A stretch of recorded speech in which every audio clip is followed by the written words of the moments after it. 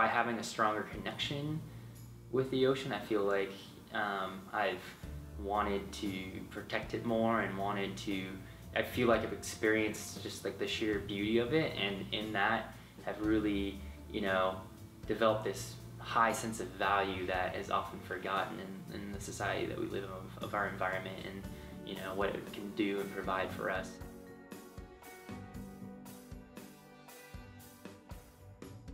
Our society is a lot about controlling our environment, whereas surfing is one where you don't really control the environment. You have to be in harmony with the environment. And so I think this realization really translates nicely into our understanding about our relationship with the environment as a whole, and how dependent we are on the environment.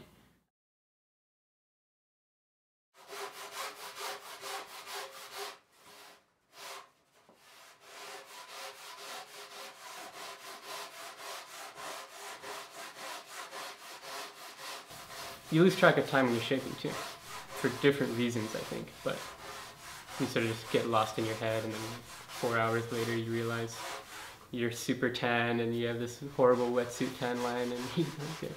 It's good fun though. When someone really likes a board, they will ride it until it's just beyond broken. I wouldn't shape surfboards if I didn't want people to destroy them eventually.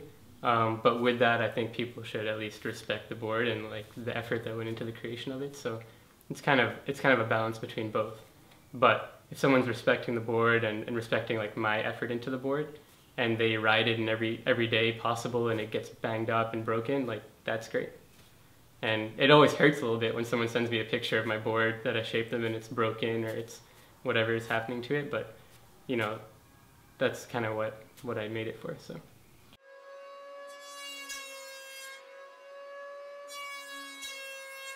I think that's why I've been drawn to this kind of thing more recently than drawing, is because I really like that sort of combination of being a functional thing but also being sort of an artistic element to it. And in the case of surfboards, I feel like the reason why I bring an artistic element to it is to give people that sense of like respect for the board.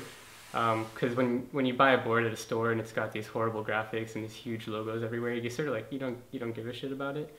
And so I try to think that the reason why people care more about my boards is that it has this sort of like soul in it, and whether that's the artwork or my style of shaping or whatever it is, they pick up on that and they treat the board differently because of it.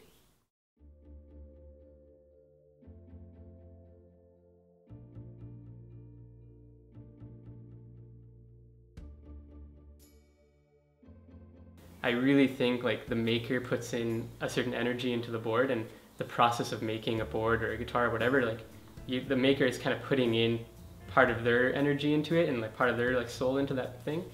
And as a user of that product, we pick up on that energy.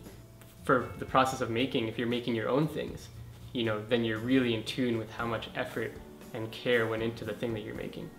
And so if it's a surfboard, you really, even if it's not the greatest surfboard you've ever surfed, you're really proud of what you've put into it, seeming you give it your all.